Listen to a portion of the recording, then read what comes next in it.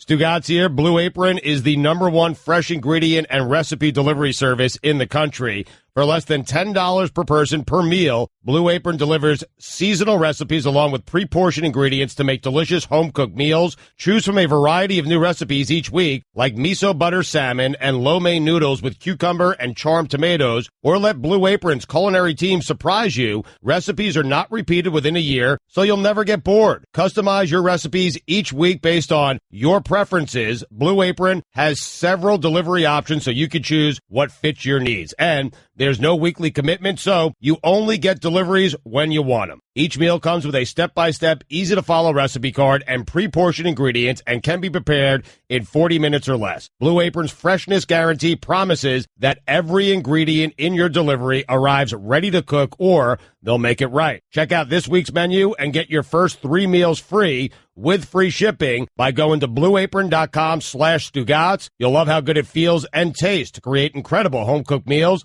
with Blue Apron. So don't wait. That's blueapron.com/Stugatz, STUGOTZ. Blue Apron, a better way to cook. Want an easy way to see if you could save money on car insurance? Geico gives you 3. Call 1-800-947-AUTO. Go online to geico.com or stop by the Geico office nearest you. 3 ways you could save 15% or more. This is the best of the Dan Le Batard Show with the Stugatz podcast. We will talk about John Bones Jones and Daniel Cormier in a second because I find everything that's happening there fascinating, including John Bones Jones saying, and he's as good a fighter as I've ever seen, period. Him coming out loud and saying here, as he's toward the tail end of a career where he's wasted a lot of years and just doing the Conor McGregor thing. Conor McGregor being a pioneer and clamoring for the circus act because he's going to wipe the floor with Brock Lesnar. But Brock Lesnar is so big. I mean, John Jones can beat legitimate heavyweights who are good mixed martial artists. Brock Lesnar is not a good big mixed martial artist. He's just a giant, scary person. Is that the next fight? Yes. Well, that's what he's clamoring for. Right. And what he's doing the Conor McGregor thing. It'll be a super circus fight, him fighting someone 40 pounds heavier than him. It's a smart play by him because there's nobody in his division interesting enough or good enough to do anything with him. That's a fight that actually does not need Dana White or the UFC to be promoted. And we know you went into detail about John Jones's icy relationship with Dana. That's a good power play move for Bones Jones if he tries to do that independent of the UFC. And Brock's all about power and leverage. I do think you're discounting Brock's fight ability a little bit. You got to take the 40 pounds into account. And he got sick, which really hurt his in-ring performance. He almost died. A healthy Brock Lesnar has really only lost his first UFC fight against Frank Mir. And after that, he ran into health issues. But he's a very good fighter. Yes. He's a monster. Yes. He is the beast. He's a wrestler. Yes, he's a wrestler. And he's very strong. But anyways, people will watch it because it's a circus act. And it will be a monster fight. And I love a lot of things about it. One of the things I love about it is, bleep it, we're all dirty. Everything's dirty. Like at the height of our sport, everything's dirty. These are drug users. They've been banned for a variety of drugs. You got Cyborg over there in her division. She's a steroid freak. Like now everything's just dirty. It's sewage. It's just sewage everywhere. And most people don't care. They'll still watch. They want to be entertained. Go ahead and throw the reckless speculation sounder up there to protect me here on the Cyborg accusation. Time to throw away all journalistic credibility and get reckless. Here is something we like to call reckless speculation. You're good now. I'm not certain you were good a minute ago, but now you're good. Okay, well, she's shooting horse steroids into her face. Good. I don't know that. I'm just speculating. Reckless. But anyway, we'll get back to that in a second because his reaction, Daniel Cormier's reaction after that fight, Joe Rogan has apologized because he was interviewing a concussed fighter. Daniel Cormier started weeping right in the octagon. And to me, this part of it is so interesting, Stugatz. This is the part of this that is interesting to me. Daniel Cormier is an exceptional champion. He's an exceptional fighter. But he's clearly not good enough to beat John Bones Jones. And to come upon that realization has to be such a heartbreaking thing in an individual sport, because ultimately Kevin Durant came to that realization, right? What I have here is not good enough. Doesn't mean I'm not good enough. What I have here is not good enough. I got to go someplace else to get it. LeBron James made that decision 2010. What I have here is not good enough. But when you're in team sports, you can come to that realization and then change it. Correct. When you're in an individual fighting sport, you come to that realization. It is heartbreaking in a way that will make you sob in an octagon, whether you're concussed or not, because he cares so much and they hate each other. Right. Those two guys, more than any two people in sports, Cormier and Jones hate each other, but Jones is just too good. And it must be so hard to be Daniel Cormier and to be all the right and good things about sports, to overcome everything he's overcome in his life, just tragedy after tragedy, and then you go into the octagon against somebody who's a drug abuser, who has wasted his talent, and you just look across the octagon and you know you're not good enough. You're just not good enough. He's longer than you, and he's just better at everything than you are. Right, do all the right things, and your best is still not good enough to beat a guy who's not doing all the right things. That has to be tough. Even if you eliminate a lot of that, it's still tough. Like Andy Murray, who's worked very hard, he's just not good enough. Federer's just better. Right, and in the individual sports, though, that's something that's such a heartbreaking realization, because you can make all sorts of rationalizations for your team. If your team's not good enough, well, we got bad bounces, this guy didn't do his job, without it being a reflection in the mirror. Right. But when it's an individual sport, and Bones Jones, as part of Trash Talk, is saying, last time I beat you, I didn't even train. I was on cocaine all weekend. For that guy to be that much better than you, and you could beat everybody, but not that guy. You're never going to beat that guy. Right. You could get in hit with him 10 times. You're going to lose no matter how much you care, no matter how hard you train, no matter how motivated you are, no matter your fuel is hatred, and you are just inspired to beat this guy. And then he just breaks down sobbing in the ring. And I don't know if that's concussion. He's emotional. He's sensitive. He cares a lot. So I don't know what was happening there, although I know Joe Rogan had to apologize for interviewing him in that condition. Kind of came off like, remember this really awkward Luke Kuechly injury during that primetime game where he was weeping and you didn't know if he was weeping because his season was coming to an over? No, it's a concussion symptom. It's the sobbing is it can be a symptom of a brain injury. I just found all of that this weekend to be interesting because Bones Jones is too good for everybody in his division. And so now he's saying, bring me Lesnar. And that'll be more of an interesting fight than McGregor-Mayweather. It'll be more interesting. I have no doubt that fight will be more interesting. Do they fight it at catch weight? Jones said something along the lines of, get your bleep kicked by a guy who's 40 pounds lighter than you. Are they going into that fight with the weight discrepancy? Because no, Bones will fight at 210 or 215. He'll be all jacked up. You've seen him put on Instagram when he gets all swollen, when he gets like he could fight at heavyweight. Right. I don't disagree with you, but his frame, he has a ceiling.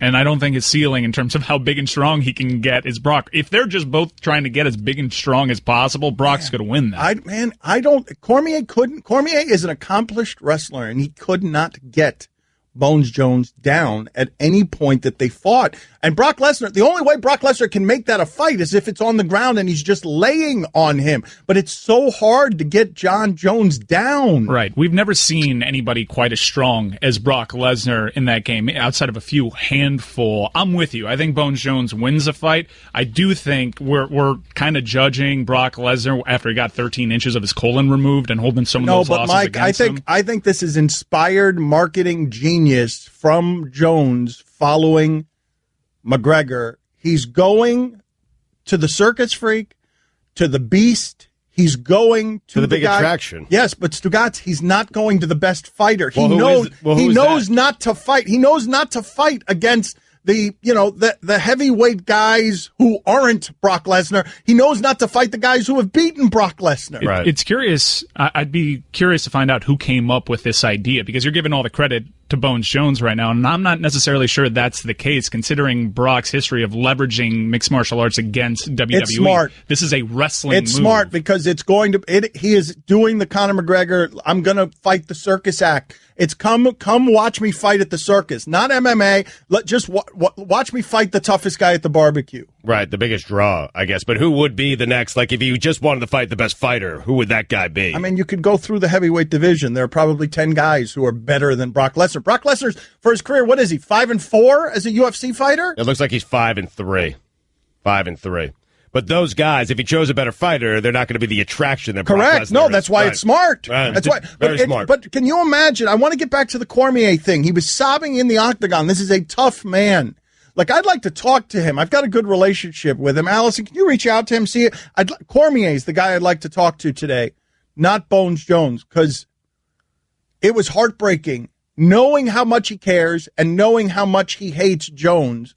Can I ask you guys a different question? Are you guys ever surprised by this? I know that in selling fights, guys have to talk and say mean things.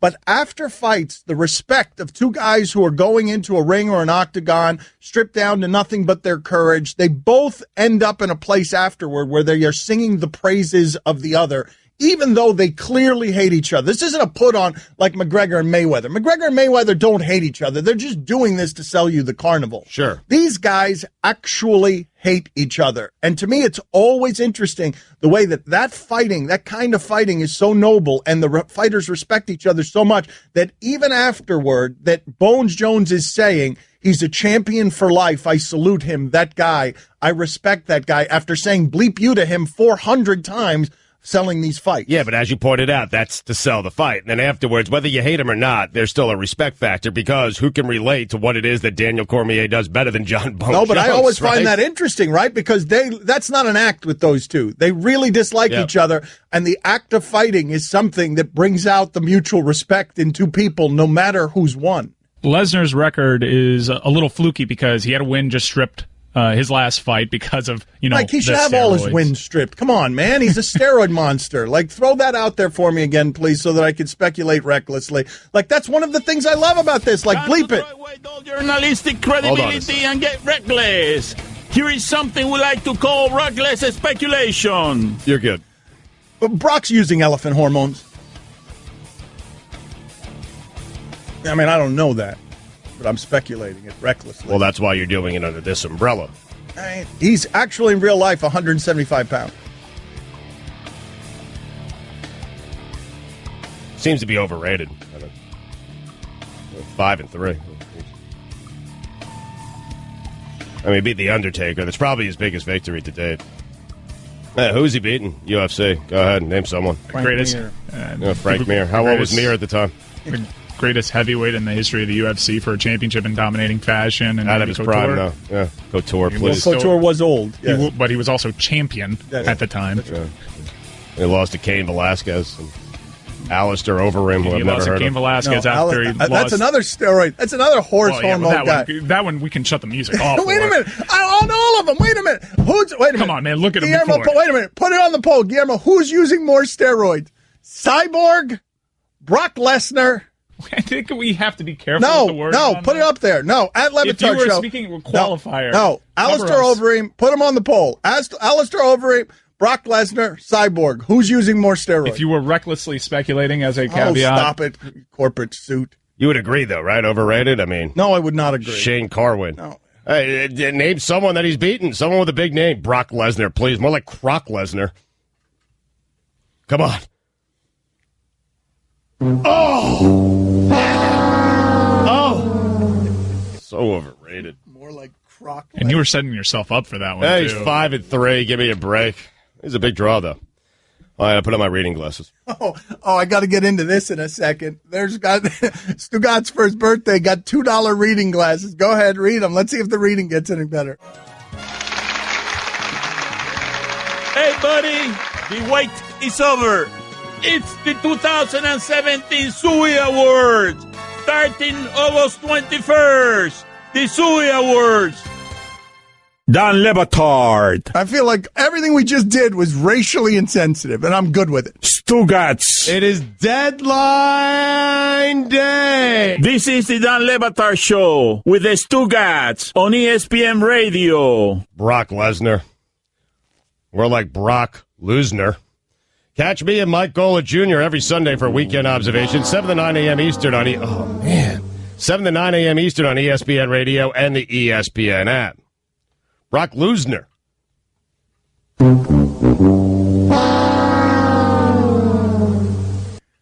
We'll get into this Kyrie Irving stuff. Would you guys, Guillermo, put it on the poll. Would you pay a monthly fee to watch NBA players at the weddings of other NBA players?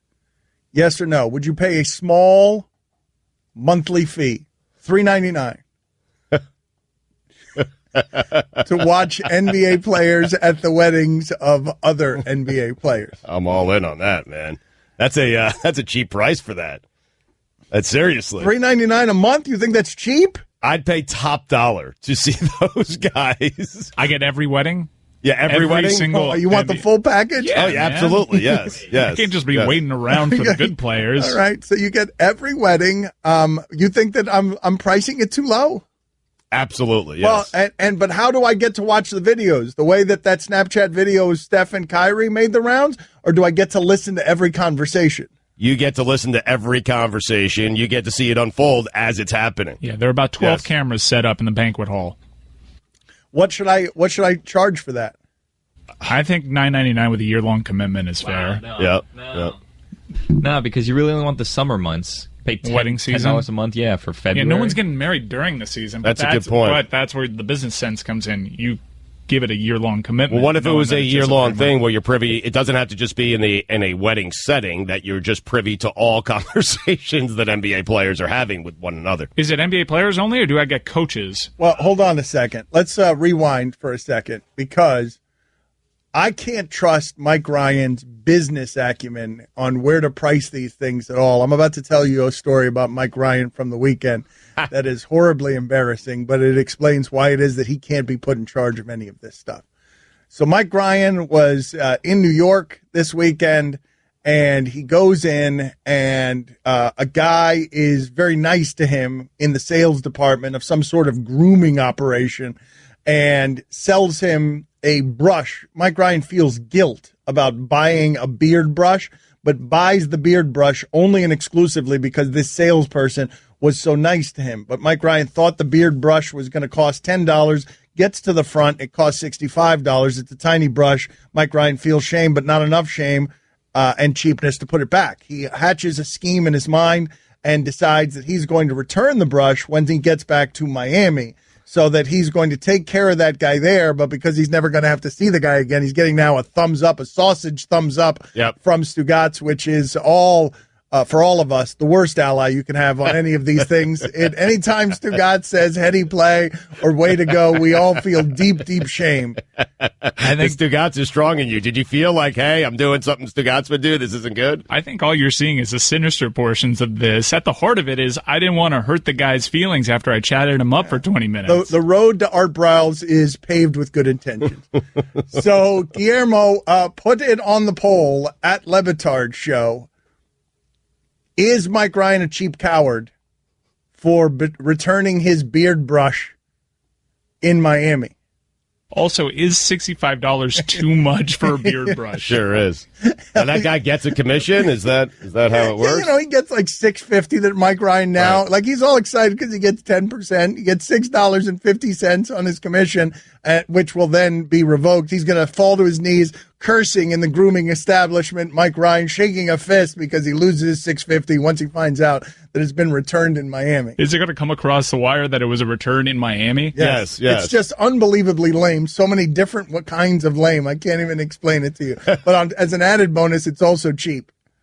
There's several people in our audience that would not cancel the transaction after it got run. Oh, I would have given the guy a tip. I would have said, hey, you're a very nice guy. Here's $10. I'm not buying this brush. It's $60. That's it. We're done. Oh, see, that's a good deal. Now, that's interesting what Stugotz is saying there. I don't believe him, but Stugotz is saying that he would just give $10 and then leave the place with nothing. Yeah.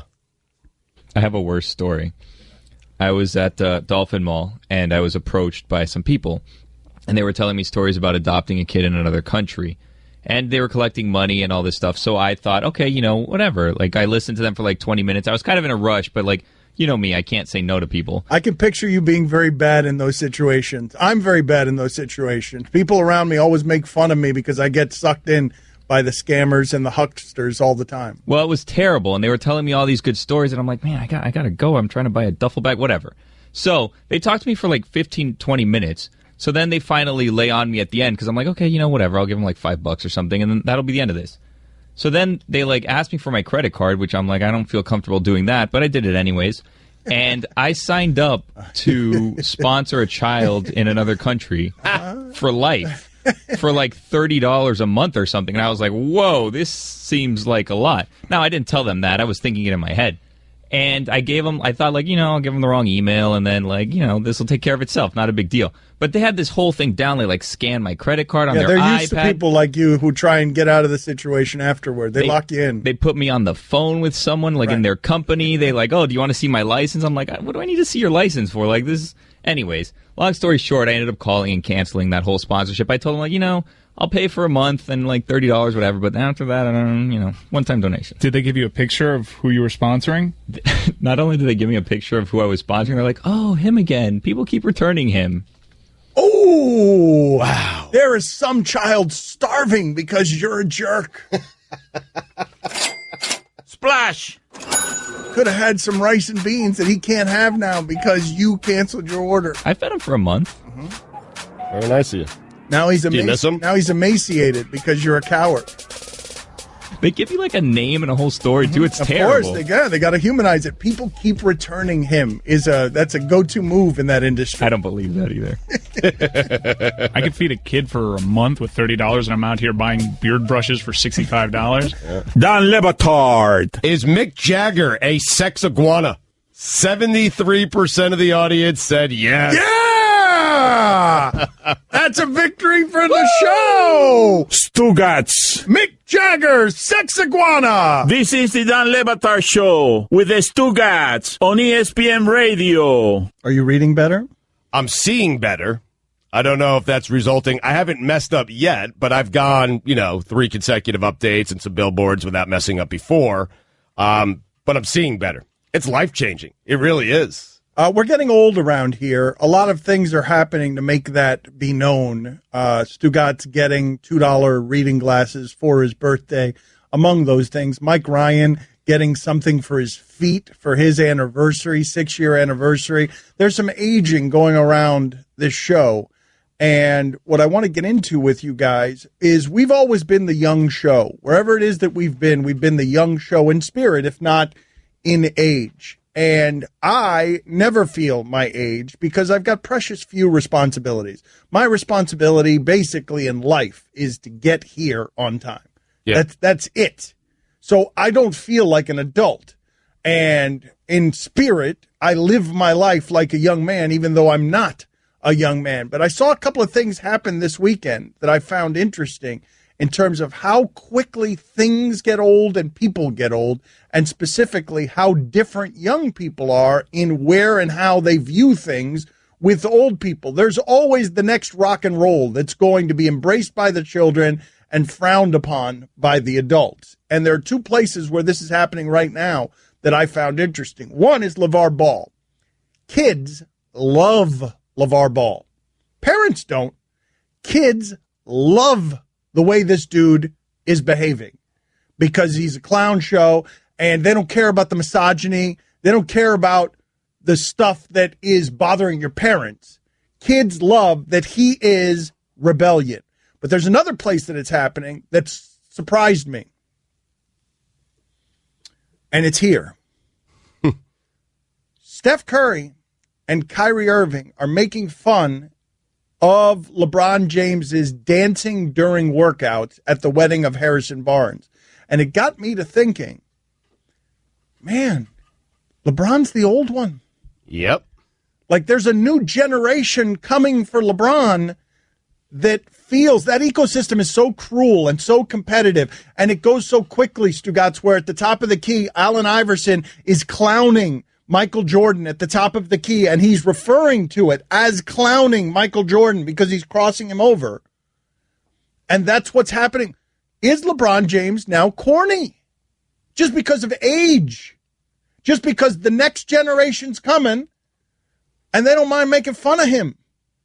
Like, what was happening at that wedding? While it's not a big deal, it's just a couple of guys goofing off. The fact that it's Kyrie with the champions, that with Steph Curry, and that they're making fun of LeBron James and the way that he dances during his workout. Right. I mean, LeBron's 32 and Steph is what, like 28? Kyrie's 25. What really made, now keep in mind, LeBron did that last year to the Golden, and Kyrie to the Warriors after, or 2 years ago after they beat him in the NBA Finals. So they took some shots at Steph Curry. What made this hurt for LeBron is the fact that Kyrie Irving took part in it. But yeah, maybe he's corny with the younger players. What I'm saying is, Stugat, somewhere along the line, Michael Jordan became dad jeans.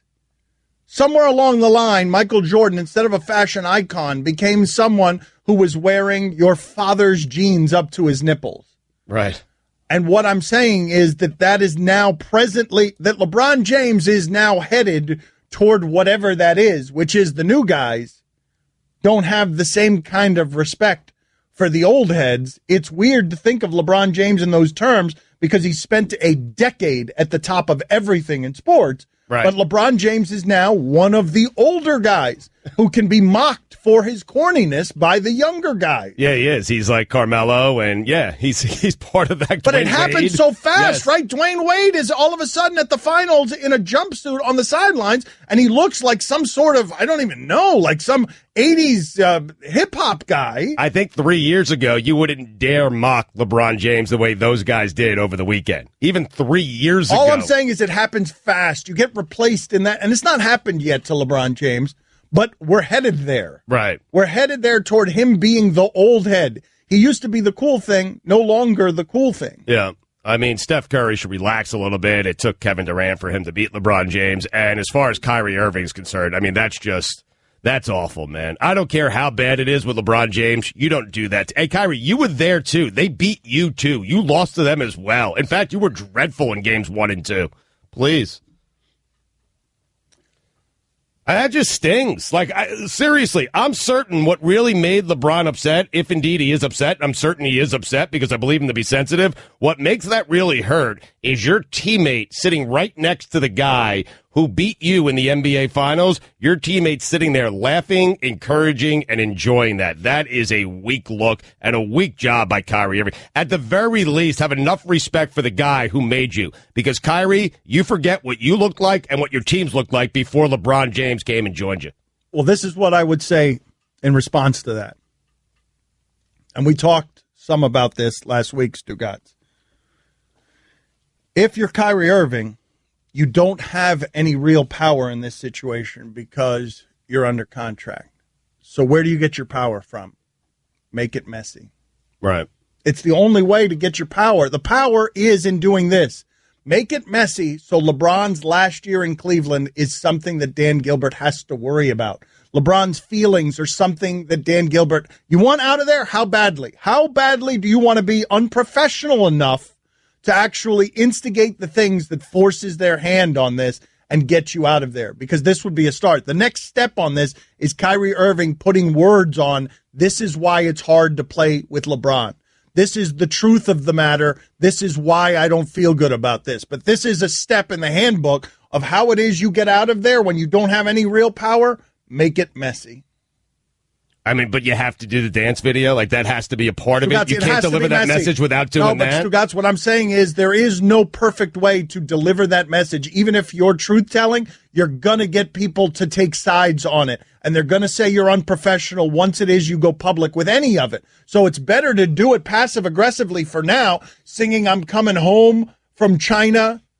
I'm Coming Home being the signature song in one of LeBron's, in his return to Cleveland. Yep. And now this, I'm not saying it's calculated. I'm saying that if you want out of there, this would be a pretty good way to do it if you were trying to be calculated. And the next step on this is keep making it messier. I guess you're right. If I'm LeBron, I'm like, listen, wow, this guy really wants out of here. And I'm telling Dan Gilbert, do not get him out of here. Like, keep him here. He's miserable playing with me. Too bad. Make him play with me one more year. Texter writes in, my girlfriend bought blueberries last week. Every time she brings up the blueberries, I yell out the phrase, some blueberries. Blueberries. She hasn't asked me why it is that I keep screaming this out. Blueberries. I guess she's too busy being annoyed at my following her every statement with a Codyism. Blueberries. Example, honey, I'm going to walk the dog. Blueberries. To which I reply, Blueberries. Walking it. Catch more of the Dan Le Batard Show with the Stugats, 10 to 1 Eastern on ESPN Radio and ESPNU. Dan Le Batard. And finally, an unearthed letter from Tupac to Madonna reveals that he broke up with Madge in part because of a comment she made about rehabilitating rappers and because he feared his fans wouldn't accept him dating a white woman. Stugats. Woman. What did I say? Women. Oh, woman. You always make the singular plural. I don't know why I do that. You always make the plural singular. Yeah. So it's white woman. Bingo. This is the Dan Le Batard Show with the Stugats on ESPN Radio. ESPN Radio is presented by Progressive Insurance, creators of the Name Your Price tool. Choose from a range of coverage options and pick the price that works for you. Guests on the Dan Le Batard Show appear via the Shell Pennzoil Performance Line. Here's your SportsCenter update.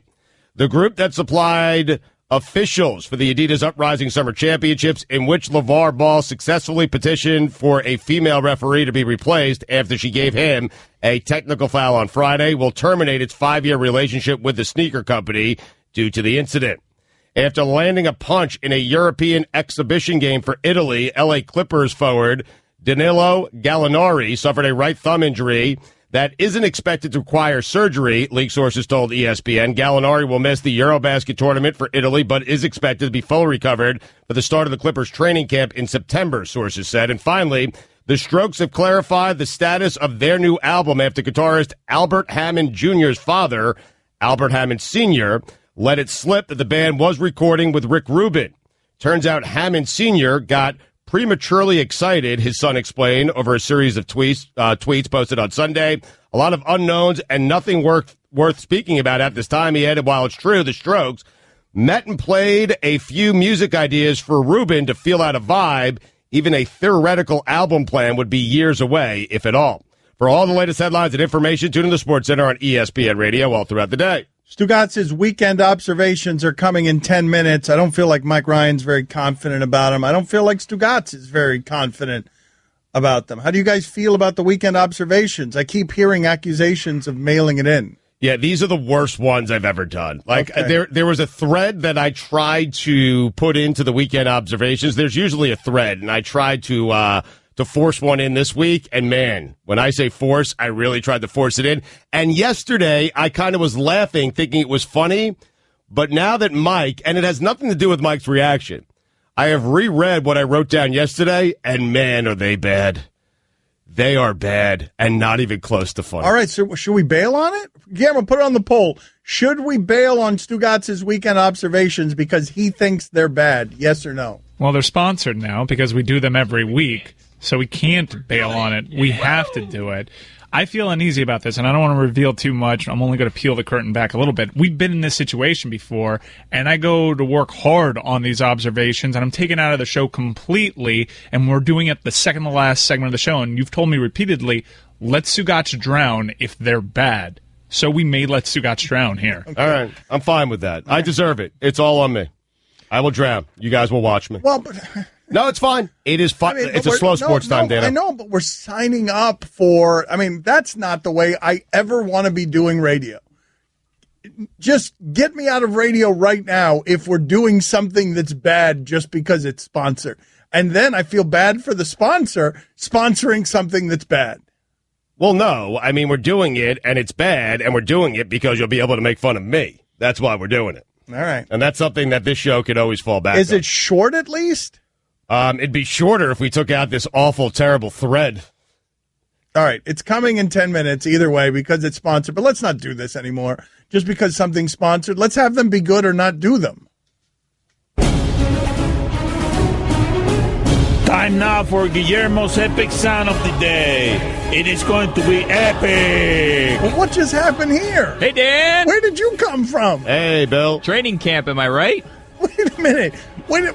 This epic sound is also sponsored? Is that what's happening? Dan, today's epic sound is an emotional family at Eagles training camp in North Dakota. From North Dakota, courtesy of WPVI.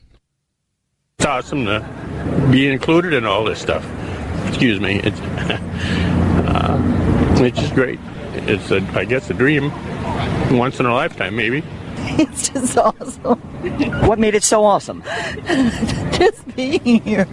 Being away from North Dakota, for us to be here, it's just great. And to get to see Carson Wentz? Yes, he's awesome. Such a role model for our kids and grandkids. Zepic. Sound of the day is brought to you by Dollar Shave Club. Upgrade to shaving with a fresh blade whenever you want for a fraction of the price. Join DollarShaveClub.com today. Wait a minute. What? Were those people happy because they were out of North Dakota, or were they blubbering simply because they got to be around Carson Wentz, exemplary role model? All right, this brings me back to my original point, what we were talking about last segment. It's just awesome. What made it so awesome? Just being here. Being away from North Dakota. All right. I want to get into this role model stuff, Stugotz, because end of July. Yeah.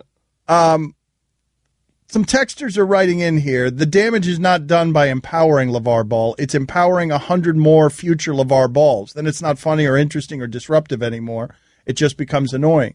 Yeah, why are you using the word damage there? What damage? What's the damage of 100 LeVar Balls? Another guy writes in, to eliminate the morality is to eliminate the Jeremy Schaap heartfelt story of the athlete. You're asking to dehumanize the athletes by not judging them or not applying moralities. That's the only way they aren't role models to kids. You'll get it one day when you have kids. No, I won't. I will raise my own kids if I have them, and you shouldn't be looking for your role models anywhere beyond the dinner table. And if they gravitate toward the bad role models, teach them better. There's still an if for you at this point? Barely. But if I ever have kids, I'm not going to if I ever have kids, I'm not going to be the grandfather who tells them to be scared of LeVar Ball. I'm just going to teach them right and take my chances.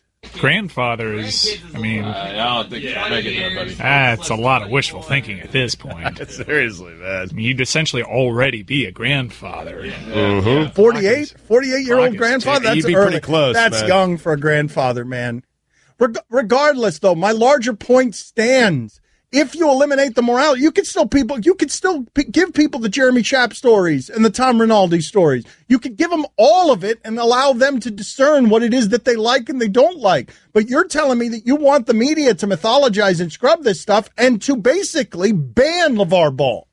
You're telling me that the media should clean this up for you and your children. And I'm telling you, get the hell out of here. That ain't my job. That's definitely not the media's responsibility. It's your responsibility as a parent. You raise your own kids.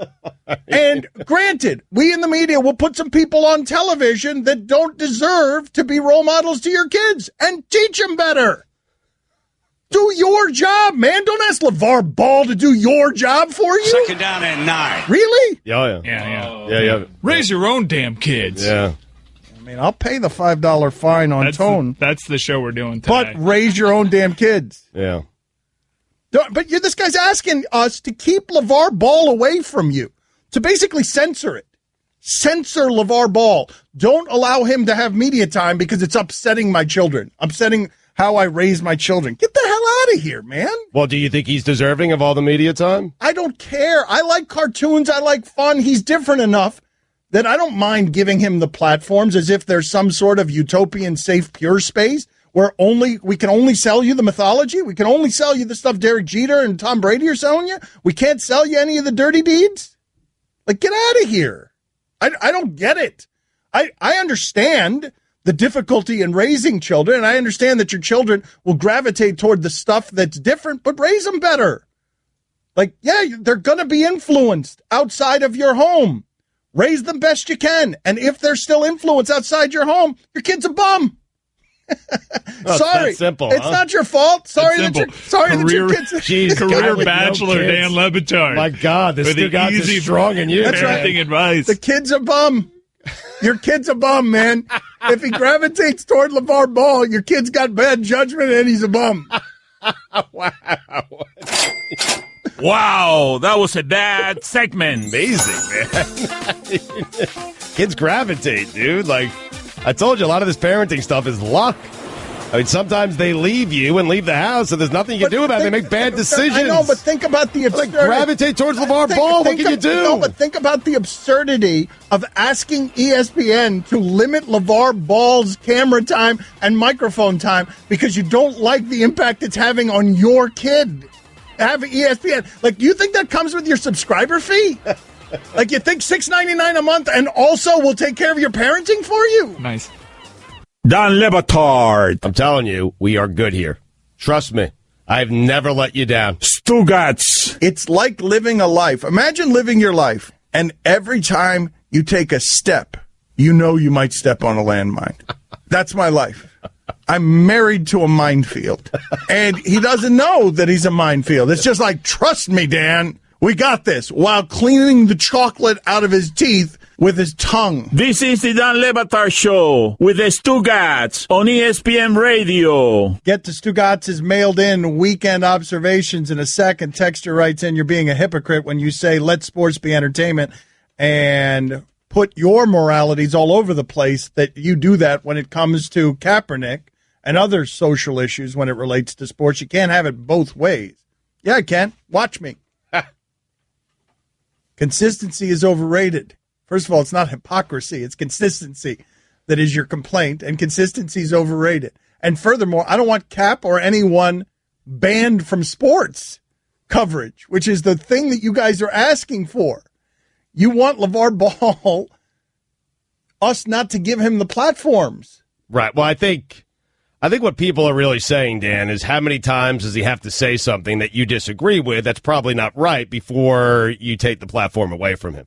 Because I think most people, what if LeBron James were saying some of the same things? But Sugat saying things usually isn't terribly problematic. Some of them are. For example, what ends up happening, I don't know that guy's name, but it was the gay guy who wrecked his career with Bill Maher, and he said something about, he sounded like he was supporting pedophilia. And what's that guy's name? He's got a real long name. Anyways, he lost his book deal, and that's the consequence. You wait for that to be the consequence. You can pull sponsorships, you could pull money, and you can see if that changes the behavior. But how could you do any of that to LeVar Ball? Like, you could take away things from Bill O'Reilly if it's sexual harassment. But LeVar Ball is publicly out there as an anarchist and doesn't have any of the consequences that the kids have because LeVar Ball's a father. He's not tied to teams. There are certain things that you have to represent when you're an employee of a team. He's not. He's on the outer. He's just a gas bag. He's a cartoon gas bag that has no real link to sports other than his sperm. I got this guy's name. It's Milo Yiannopoulos. Yeah, that guy. I mean, the consequences are you lose your stuff sometimes if you say the thing that's too dangerous. Right. Friends call him Pop. Let's go ahead and do Stugatz's mailed-in weekend observation. There is no Pop in his name. What is it? There's no. What do you? Yiannopoulos. Okay, excellent work. Friends call him Paul. Yes. Put your reading glasses back on. You're better when you have your reading glasses on. No one in the media will tell you what happened better than my boy Stu. Weekend observations are brought to you by Metro PCS. Get 2 free awesome LG K20 plus smartphones with 32 gigs of memory when you switch 2 lines to Metro PCS. Sales tax not included. Let's see if you can pick up on the thread here, Dan. Dan, just 38 days away until we find out if the Raiders are for real. Mitchell Trubisky. No, for the love of God. I'm thinking about all the nicknames that I'm going to butcher. Mitchell Trubisky. 3 fumbles in his first practice. Bust. Blake Bortles had 5 interceptions in 1 practice. No joke here. Just letting you know, during a practice in which no one is allowed to touch the quarterback, Blake Bortles threw 5 interceptions. Bust. David Price challenged Dennis Eckersley to show his face. David Price, he's a 62-year-old recovering alcoholic. Enough already. Move on. Dan, guess who's back? John Bones Jones. Knock, knock. Who's there? Bones. Bones who? Bones is there. Okay, very good. If Rob Ninkovich played for any other team in the NFL, no one would know who he is, and no one would care that he retired yesterday. That's true. I mean, a day-long tribute on Twitter to Rob Ninkovich. Please. There's a Rob Ninkovich on every team in the NFL. As he was being inducted into the Hall of Fame, I realized that the way to shield yourself from steroid conversations is by giving yourself an adorable nickname like Pudge. Or being fat like Bartolo Colon. Or that. I mean, imagine if Barry Bonds' nickname was Barry Baby Bear Bonds. I believe he'd be in the Hall of Fame. The Baby Bear. Jonathan Stewart said no one can cover Christian McCaffrey one-on-one. Jonathan, do me a favor. Stop being silly. Indians, Dodgers, World Series, collision course, 3-on-3 basketball league, bankruptcy, collision course. Oh, dear God. It's over. Okay. Iverson's not showing up to things he's supposed to show up to because he's busy in the casino, allegedly. That thing is over. 3-on-3 basketball league, bankruptcy, collision course. I had no idea Xavier Rhodes was worth that much money. And I have to be honest, when I first saw the headline, I thought it was Kerry Rhodes. Kyrie Irving mocking LeBron James with Steph Curry. Kyrie, you are coming dangerously close to never playing another game in the NBA. Headline, Marcus Wheaton had his appendix taken out. What does that even mean? Hey, if LeBron wants to make you leave the NBA, then guess what happens? You'll no longer be playing in the NBA. Kyrie Irving, CBA, collision course. Is it still a CBA? No. Okay. Are those Headline. women's glasses that you're wearing? I think they are. Oh, yeah. My wife, for my 45th birthday, because I can't see anymore, she purchased a pair of $2 women's reading glasses. That's all. Kevin Durant says he hopes Kyrie Irving finds happiness wherever. Come on, KD. You know where wherever is. You just take a shortcut to easy streets. Mitchell having trouble with the Snapski. Brandon Jennings. Chinese Basketball Hall of Fame. Collision course. Adrian Beltre. First ballot. Phoenix Suns. Please don't be stupid. Cristiano Ronaldo. Or as Greg Cody called him, Nonaldo. Mr. Woodcock. Underrated movie. Sneaky funny. Mitchell, cough up the ball ski. Mitchell has no hand ski. Mitchell, a deer in headlight ski. Mitchell, butterfinger ski. Stugatz, mailed it in ski. I have never had less interest in a baseball Hall of Fame class than I had for this one. Let me get this straight. The Ravens owner is considering signing a guy who knelt for the national anthem by consulting a guy who was once accused of murder. Steve Biscotti, when discussing whether or not the Ravens will sign Colin Kaepernick, said, "Pray for us." Little overdramatic. Pray for you? What the hell? Speaking of hell, Bryles. Dan! You are getting so Those lazy. are the mailed-in ski weekend observations.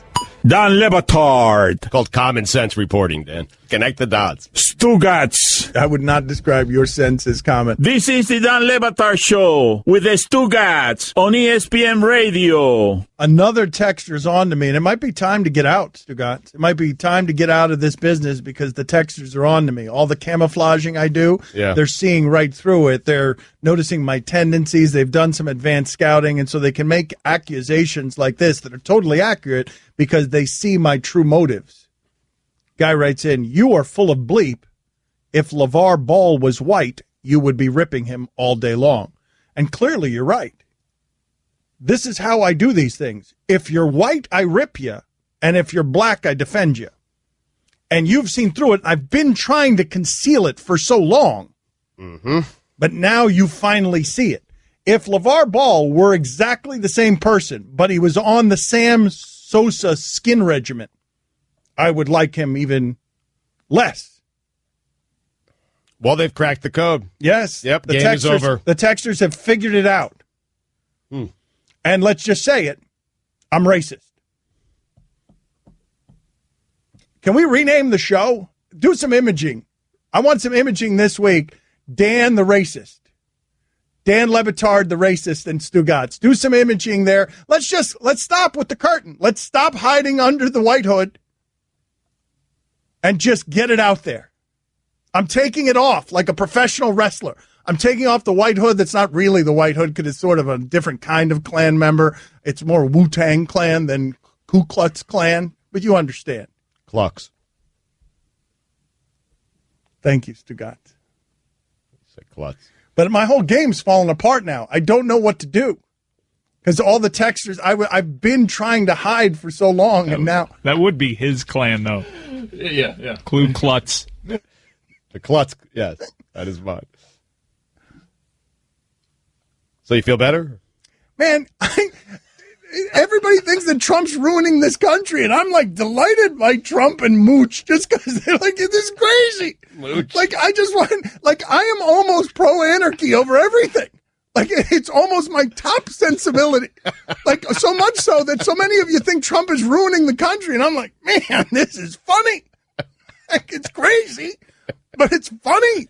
It's certainly entertaining. Mooch is unbelievable. Are you kidding me with this?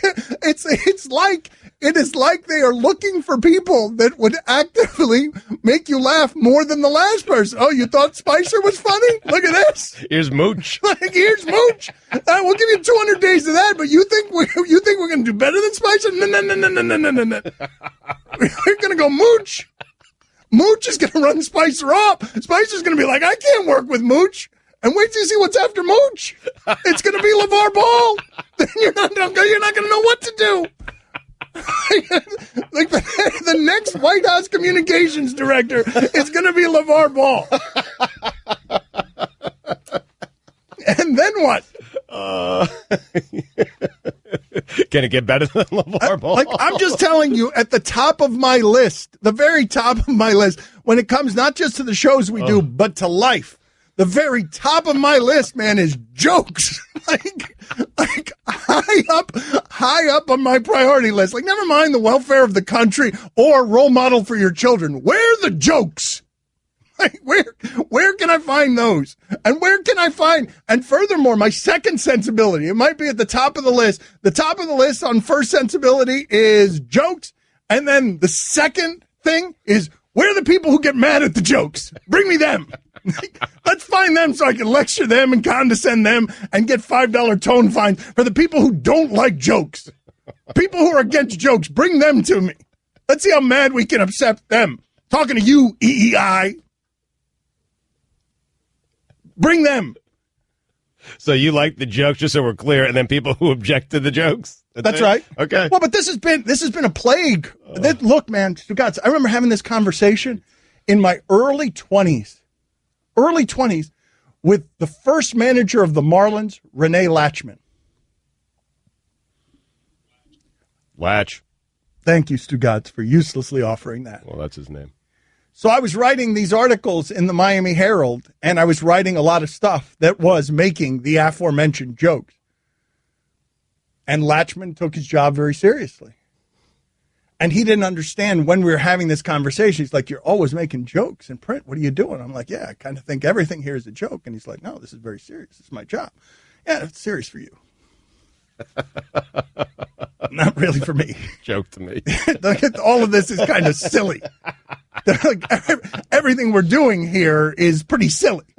Like, you're in the dugout, you're wearing a uniform, doesn't make any sense. You're like 50-something years old.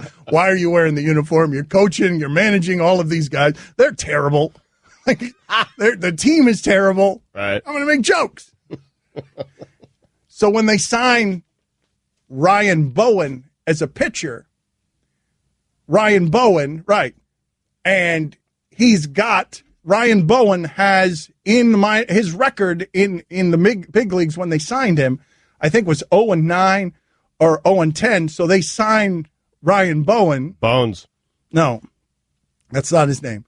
They signed Ryan Bowen. And so I say to Marlins fans, you wanted Nolan Ryan. Instead, you get No-Win Ryan. Damn, I thought you were going to say Bowen 10. That's good, too. And Latchman's furious, and I'm, like, pleased with myself, because, like, that's a good joke. Okay, keep your eyes closed. Okay. I want to show you my first ever painting. All right. Okay. Open your eyes. Oh, that's a lot of colors.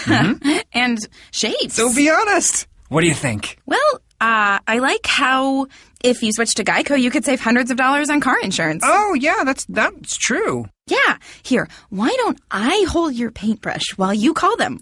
Geico, because saving 15% or more on car insurance is always a great answer. Don Le Batard. You're just allowed to give me one word on what you think. I tell you, American flag, you give me one word on what you think. Go ahead, Chris. You're only allowed one word. Freedom. That's what I was going to go with. Stugats. Guillermo. Bald eagles. What? It's 2 words. Well, I mean, God, $2. That's a fine. $2. I mean, That's a fine. Do you realize how hard it is to be that bad with 2 words, man? Apple pie. I got 2 words for you. This is the Don Le Batard Show with the Stugats on ESPN Radio. Guillermo, put this on the poll, please. Can you like someone if you dislike their opinions? The reason I bring this up is because a texter's writing in, watching the show with my brother who dislikes Dan. Now that he knows that you love jokes, he has changed his mind. He thought you were serious all the time with all of your asinine opinions. I don't believe that it's possible to dislike me here in this particular setting unless you disagree with my viewpoints.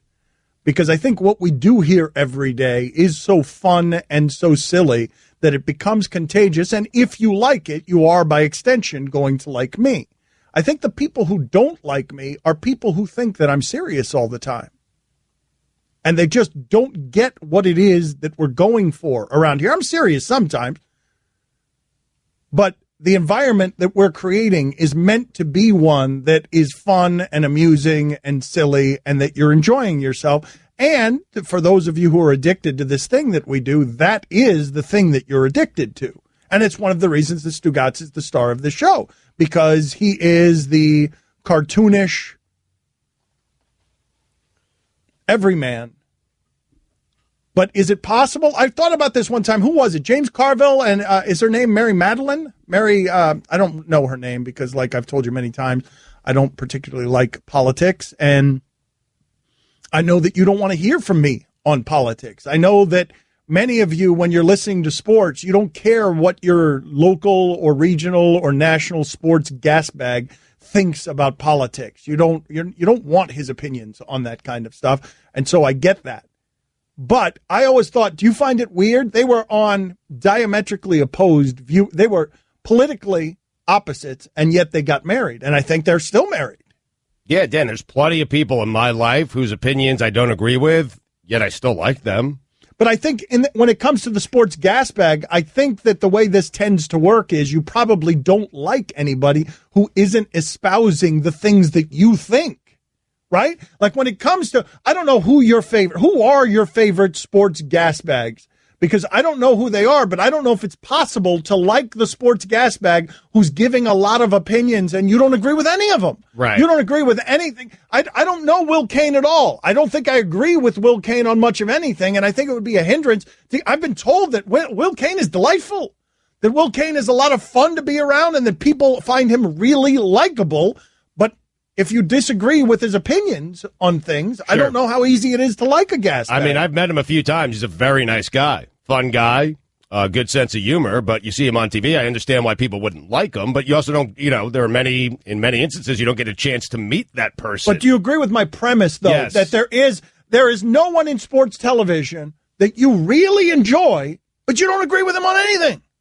Like, is there such a person? Does that person, because I've told you before that the reason so many people are down on ESPN and the reason so many people are down on specific people at ESPN, it's largely the opinion givers that you have a problem with. They're the most polarizing people. Me, Bomani, Stephen A. Smith, whoever. The people that you have issue with are large. Now, you could say those are the unlikable people as well, but I would say that largely what's happening there is you don't like those people. You don't like us because you don't like our opinion. Well, it depends on the type of the show they do and delivery and stuff like that. Like, there are plenty of people who don't agree with what Howard Stern is saying, but they like Howard Stern because that show entertains them and makes them laugh. Well, but I think when it comes to this particular show, tell me if you agree with this, Mike, yes or no. The people who most ardently hate everything that I and we do, those are people who tend to take their sports very seriously. Sure. Yeah, they don't get it. No, but I don't want to dismiss them. They don't do it the way we do it. They don't get this brand of sports talk show, which is loose on the sports, high on the comedy. I mean, there are plenty of people right now saying that they don't agree with anything that comes out of your mouth, yet they still like what we do. They like you, and they like the show. They don't agree with a single thing that comes out of your mouth. Some people hate, some people hate watch and hate listen, but that's not what really I'm talking about. I'm actually talking about, you guys have moaned and groaned before when I say that there aren't people who don't like me. There are just people who don't know me. Yeah. Well, it's close to moaning and groaning. Yep. You did a different... But what I'm saying is a synonym. That there aren't people who don't like me. There are just people who don't know me. Like, if you get to know me, but that's true of a lot of people, It right? doesn't sound any better now. Right. You really? I'm concerned about people getting to know me. Like, I think they like me as is, but if they got to know me, Oh, yeah. I'm opposite, yes. That's a funny thing your for us. distance. That's a funny thing for us to discover together. The more you know about me, the more you like me. The more you know about Sugat, the less you're going to like him. Oh, man. I don't remember ever agreeing with Skip Bayless, but I liked the chemistry between Stephen A. and Skip, and I enjoyed that show. I don't remember agreeing with a single thing that he said. You agree with him? Yeah. You think Jordan's better than LeBron? It's a pretty big one. Was that one of his big ones? Yeah. He doesn't like LeBron. He's got to pick Jordan. In fact, he was tweeting out yesterday that Steph Curry and Kyrie Irving doing this... LeBron, this would have never happened to Jordan, and also it's now open season on LeBron. Let me change that. Maybe I don't like the way Skip went about giving his opinions. Maybe I did agree with some of them. I didn't like the way he went about doing it, but I still enjoyed the show, and I enjoyed him. But would that be our chief? Would you agree, or would you say, if you had to nominate one thing, and you could only nominate one thing, the people who hate our show? It doesn't have to be the opinions that I'm expressing, but it is the sensibilities that they're objecting to. It's the sensibilities. But they're objecting to they're the people who paint their face and wear jerseys of their favorite athlete, and their avatar is some sports identity of some sort. Correct. And if you go to @Lebatard show, you'll see their faces blown up several times by Dan. Yep. But isn't that? But is there another chief source of tension? Is it the politics, right? That I tend to be pro-black causes. I mean, we have a couple of side causes. Cleveland doesn't like us very much. Obviously, we have a checkered history with WEEI in Boston. But at the heart of it, I think it's people that don't like us typically like sports a lot. But I'm telling you that one of the reactions that I have, because people think that that I'm faking it in terms of immunity to criticism, right? That I'm faking it. That the criticism must hurt me.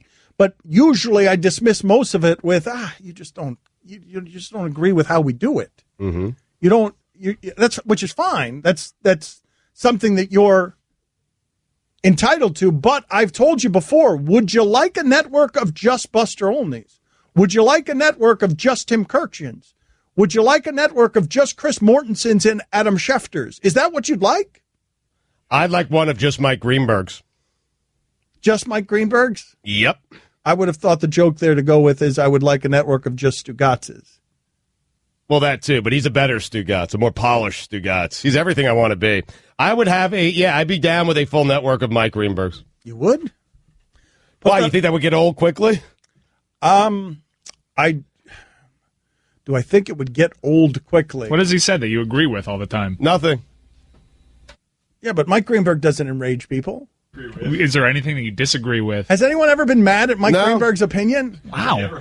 He's never had one. Guillermo, that's not true. That's simply not true. That's what makes him great. Guillermo, it's why he's beloved by everyone. Guillermo, put it on the poll. Have you ever objected to one of Mike Greenberg's opinions? No? How can the answer to that be no?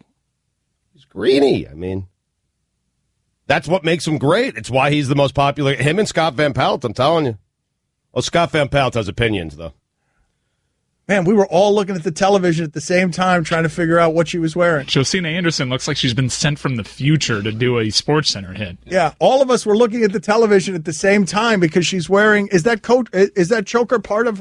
Is it part of the dress? Because what happened was the television went out here because of the weather at the same time. I was just looking up at something at the screen and I saw that there was a reporter wearing some sort of choker around her neck, and I didn't even identify who she was or what she was wearing, but it looked unusual. It was Josina, and it looked like a future costume. Okay, but what is that? You don't mean Future the rapper, right? No. You mean someone from the future? Yeah.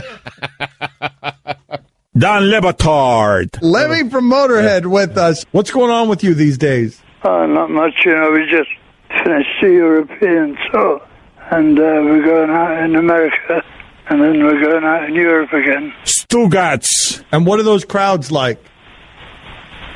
Clouds. This is the Dan Le Batard Show with the Stugats on ESPN Radio. We will get to the funniest thing from the sports weekend in just a second. There is a lot of good stuff on the list this week, Stugats. I'm liking most of it. You've heard me say before, you've heard me say this before, that Rob Gronkowski is allowed a certain leeway that people who are minorities are not usually allowed to behave the way Rob Gronkowski does and get away with it. That Gronk has a Gronk card that allows bad behavior. He gets away with it because he's a lovable meathead. And many of you object to it when I say, man, Cam Newton couldn't write in his book the way Gronkowski did, that he would often just cook eggs naked while women were sliding around his apartment on slip and slides. Right. But there is a black guy who is afforded that kind of liberty. And it's not Charles Barkley. Do you know who it is? There is a black guy who is afforded Gronky behavior that you're like, oh, I'm not sure if that's good, but I'll defend that behavior anyway because it's blank. No idea. Marshawn Lynch. Pretty good. Marshawn Lynch did some stuff here. He crashed the NFL Network set, was cursing, and appeared to be hitting on the woman. Appeared to be hitting on the woman who was there, looking her up and down. And he gets permitted a wider berth on that kind of behavior because he's kooky Marshawn Lynch. It's Marshawn being Marshawn. It's Yes. Manny being Manny. It's Gronk being Gronk. There aren't many who get that liberty.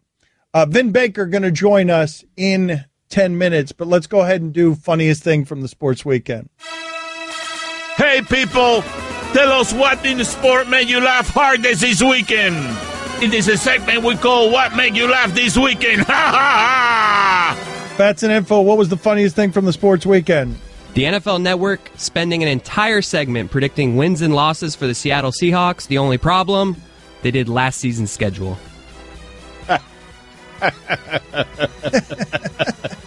Imagine if someone got one wrong.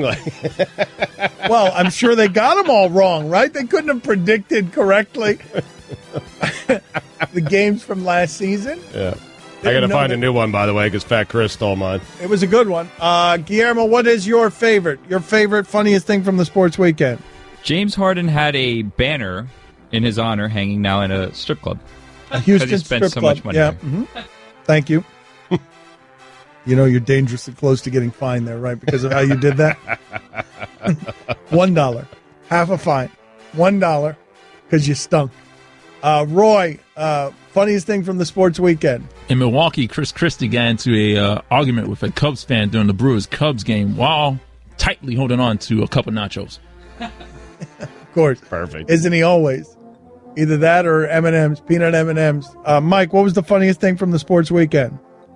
Danilo Gallinari signed with the Clippers this offseason and then immediately becomes a true Clipper by breaking his thumb while throwing a punch in an international game. The Clippers now have 2 guys in their starting 5 that broke their hands in fights.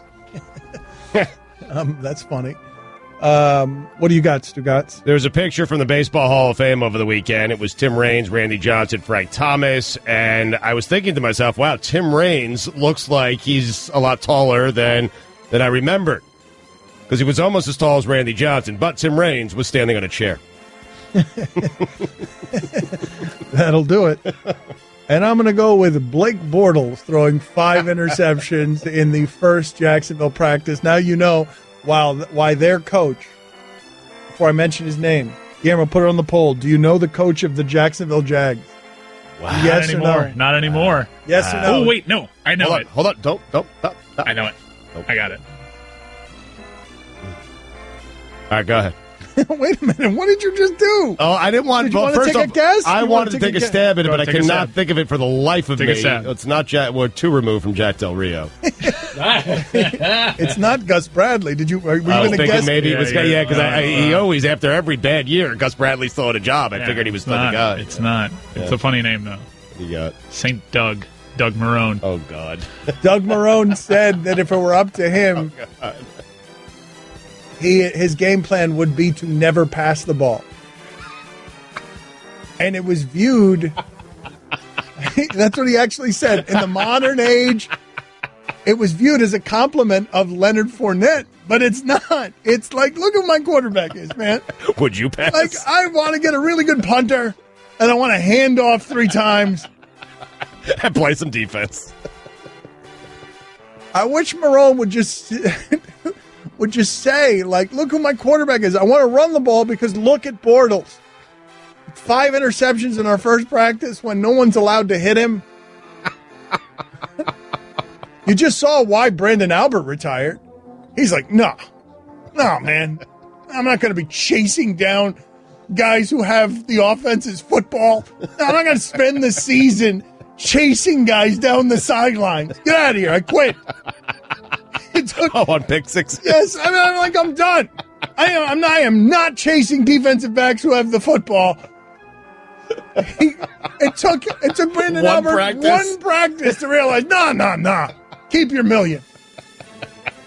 Because Marone was saying to Albert, hey, when he throws interceptions, and he's going to throw them often, you have to sprint to get the guy who's going the other way. I was sprinting. My knees are bad. I'm not going to chase down those guys. I just love that the Jags are saying, nah, Kaepernick can't help us.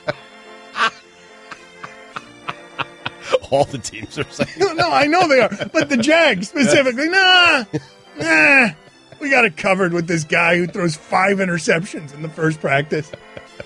Wearing the red jersey. Honestly. I just love that quote from Marone, though. If I had my druthers, I would never pass the ball. Like Blake Bortles is crying into his cereal when he's reading that, right? Well, he's certainly not giving that quote if his quarterback is Aaron Rodgers.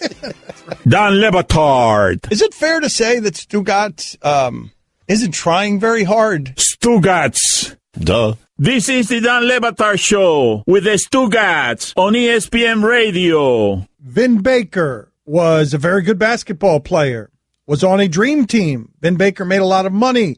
Vin Baker has a new book out, God and Starbucks. And Starbucks helped him get on a more disciplined path after basketball. He was getting up, Stugotz, at 3:45. He was opening stores 3:45 in the morning, ready to serve customers 4:30 in the morning after a long and lucrative NBA career. And again, the name of the book, God and Starbucks, an NBA superstar's journey through addiction and recovery.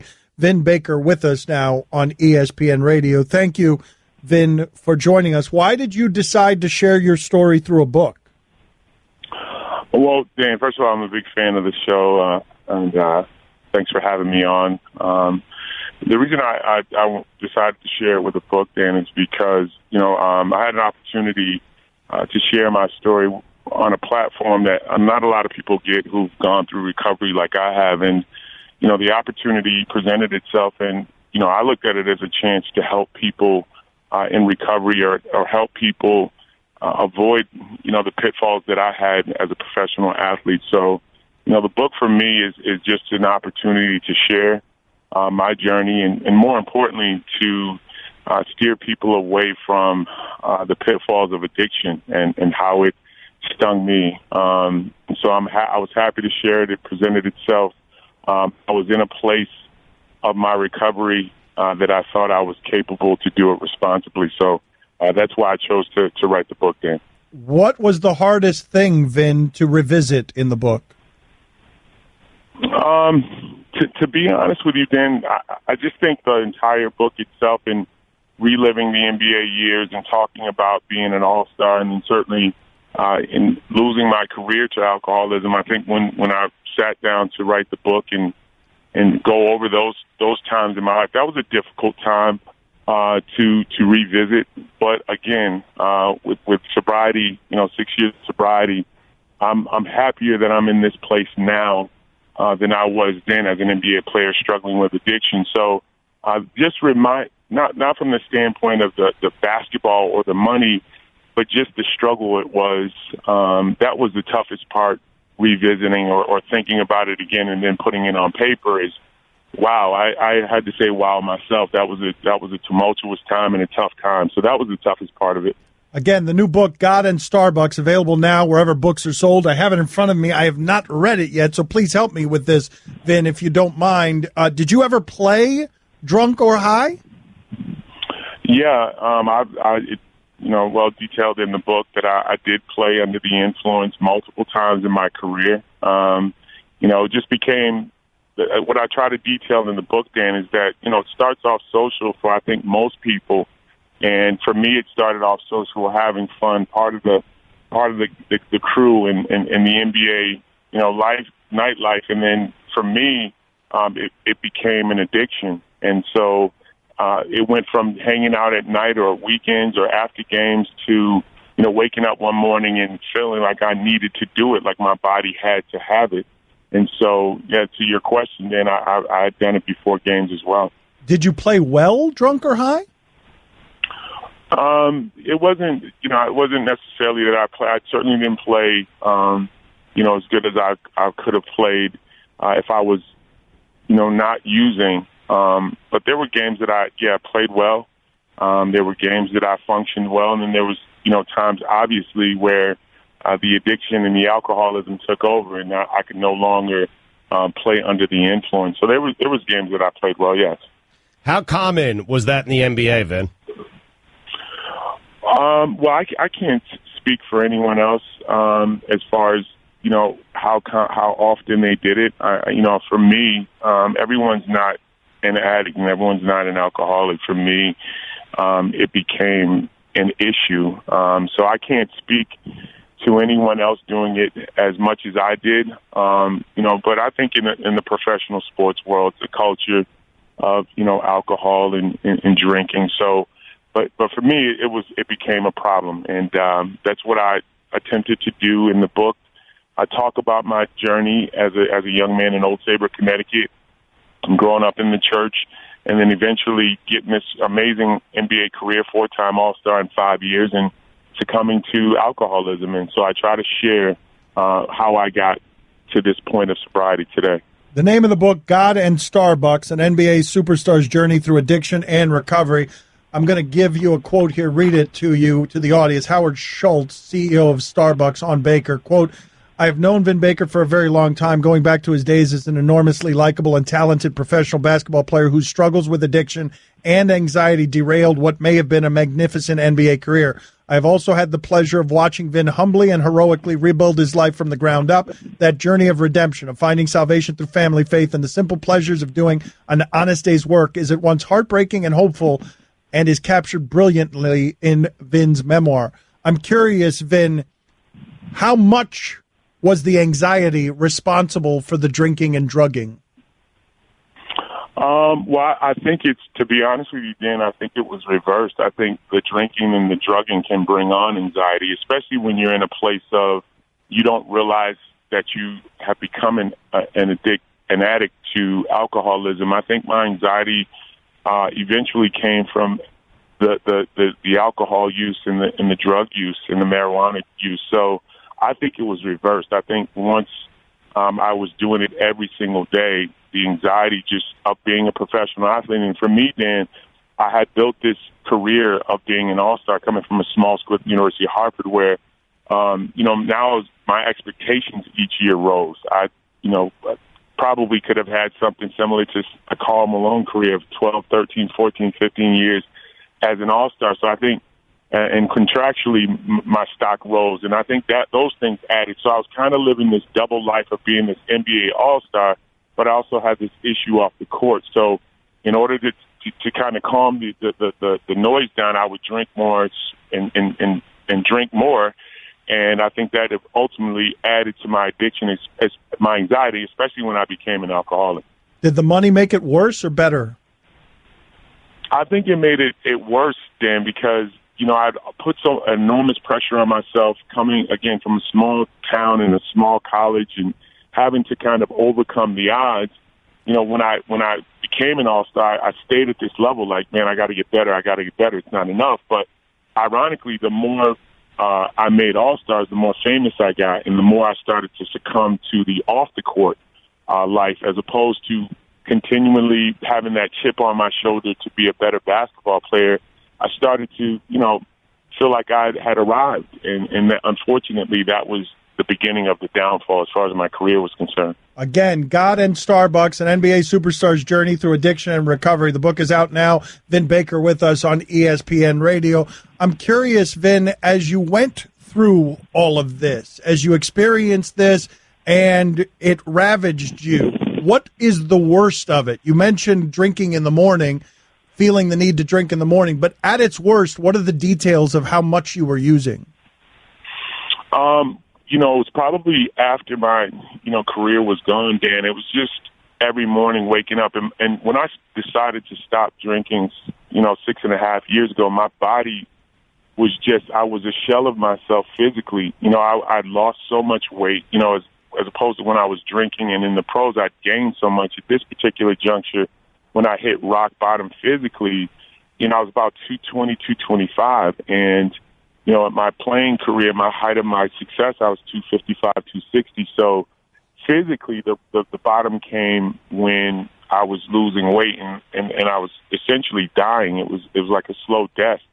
And, for me, spiritually, it wasn't even the career or the foreclosure of the house or the money. It was just I had lost my way spiritually. I just didn't, it didn't matter to me that the lifestyle, the money was gone. It's just that I had no way. When you become an addict, an alcoholic, you lose motivation, you lose the will to live and the will to do good. And I had lost that. So that was really rock bottom. I didn't place it on, I lost my money and I lost my restaurant. I really put it on, I don't have any hope right now. And so that was the whole God and Starbucks. The God part was going back to the church and reinventing myself spiritually. Because no one was going to give me an opportunity if I didn't get myself together spiritually. And then once I got my mind together, I made up my mind that I was going into rehab. I stayed for 4 days then, and then, the rest, it's been 6.5 years, and things have turned around for me. Ben, my apologies because I'm asking a question that requires probably a longer answer. We only have 60 seconds here. It's reported that you lost over $100 million. A lot of people asking themselves, how is that possible? I'm asking you, how? Well, just bad, when you're an alcoholic, Stugatz, it's not even about, I know it's a lot of money. That takes precedence in the story, the money, but I'd almost lost my life. And to be honest with you, I would rather have lost all of that and gained my sobriety than have the money and still floating around as an alcoholic thinking with no worries. Because that's what happens a lot. So, bad investment. When you're an alcoholic, a lot of things can happen. I'm probably not the only person who's been in that addiction world who's lost a lot of money. I'm just thankful and grateful that I have my life, I have my family, I have my kids. My son is at Boston College. There's a lot of wonderful things going on in my life, and thank God I didn't lose my life. So the money was the easy part. I'm just happy to have my life and my family back. Can you articulate to people the details of withdrawal, how hard that was? Yeah, that's, as you mentioned earlier, Dan, that's when the anxiety comes. That's when I found out there's a real issue, because you start to feel like I can't do without it. Your attitude, your mood swings, the sweat, you physically can feel the palpitations of the heart. Then you know that there's a real issue, and you might try to play it off in your mind like, oh, I'm just having a bad day. But it's actually withdrawals. The symptoms seem like regular things, headaches, I'm sweating, I'm anxious. And when that calms down, when you have your first drink, then you know that there's a real issue there. Vin, talk to you tomorrow? We'll talk to you tomorrow. Yeah, please. We'll talk to you tomorrow. We'll call you tomorrow. All right. All right. Thanks, Dan. All right. Thank you, man. Thanks to God. All right. Thank you, man. Thank you. Good, yeah. What happened, Mike? What happened? I think he processed that oddly. I'm not sure he got what was All right. going Well, on. we'll talk to him tomorrow. You can listen to the Dan Le Batard Show with the Stugats 10 to 1 Eastern on ESPN Radio, and you can watch on ESPNU.